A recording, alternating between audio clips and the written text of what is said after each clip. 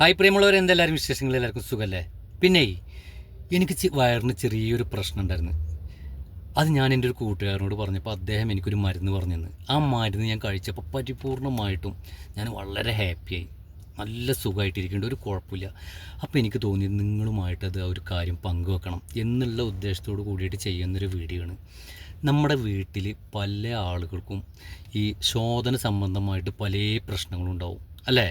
വയറ്റിൽ നിന്ന് പോവാതെ ബുദ്ധിമുട്ടി 4-5 ദിവസമൊക്കെ ഒരാളോട് പറയാൻ ബുദ്ധിമുട്ടായിട്ട് നിൽക്കുന്ന ആളുകൾ ഉണ്ടെങ്കിൽ നിങ്ങൾ എന്ത് ചെയ്യുക, ഞാൻ ഈ പറയുന്ന കാര്യം നിങ്ങളൊന്ന് ഫോളോ ചെയ്ത് നിങ്ങൾ വെച്ചോ, നിങ്ങൾക്ക് ഉറപ്പായിട്ട് ഉപകാരപ്പെടും.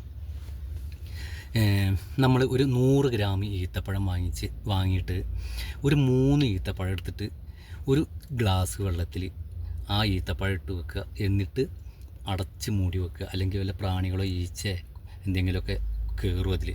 എന്നിട്ട് രാത്രി 10 മണിക്ക് കിടന്ന് ഉറങ്ങാൻ പോകുന്നതിന് മുന്നേ, ഭക്ഷണമൊക്കെ കഴിച്ചതിന് ശേഷം 5 മിനിറ്റ് മുന്നേ, ഉറങ്ങണതിൻ്റെ 5 മിനിറ്റ് മുന്നേ ആ ഈത്തപ്പഴം നല്ല ചവച്ചരച്ച് കഴിക്കുക. എന്നിട്ട് ആ വെള്ളം കൂടി നമ്മൾ കുടിച്ചിട്ട് നമ്മൾ എന്ത് ചെയ്യാം, സുഖമായിട്ട് കിടന്ന് ഉറങ്ങി കാലത്ത് നീക്കുമ്പോൾ ഒരു ഗ്ലാസ് ചൂടുള്ള വെള്ളം സിപ്പായിട്ട് നമ്മൾ എന്ത് ചെയ്യുക, കുടിക്കുക. ചൂടുള്ള വെള്ളം കുടിച്ചതിന് ശേഷം ഒരു 5 മിനിറ്റ് നമ്മൾ അങ്ങോട്ടും ഇങ്ങോട്ടും നടക്കുക. 5-10 മിനിറ്റ് നടന്നാലും അതിനുള്ള സമയം കിട്ടുമെന്ന് എനിക്ക് തോന്നുന്നില്ല. എന്നാലും ഒരു 5 മിനിറ്റ് നിങ്ങൾ എന്ത് ചെയ്യുക, നടക്കുക. എന്നിട്ട് നമ്മൾ ടോയ്ലറ്റിൽ പോയി നമ്മളെ കാര്യം അടിപൊളിയായിട്ട് സാധിക്കാൻ പറ്റും. ഒരു സംശയമില്ല കാര്യത്തിൽ. വേറൊരു കാര്യം പറയാനുള്ളത്, വയറ് സംബന്ധമായിട്ട് അസുഖമുള്ള ആളുകളാണെന്ന് വെച്ചെങ്കിൽ അതും ഇതുമായിട്ട് നിങ്ങൾ എന്ത് ചെയ്ത് കമ്പയർ ചെയ്ത് അത് നിങ്ങൾ ഡോക്ടറെ കാണിക്കണം. പിന്നെ 10 വയസ്സിന് മേലുള്ള കുട്ടികൾക്കൊക്കെ നമുക്ക് ഈ ഈത്തപ്പഴം കൊടുക്കാൻ പറ്റും കേട്ടോ. ഇതേപോലെ അരച്ച് ഇതാക്കിയിട്ട് കൊടുക്കുക. കുഴപ്പമില്ല.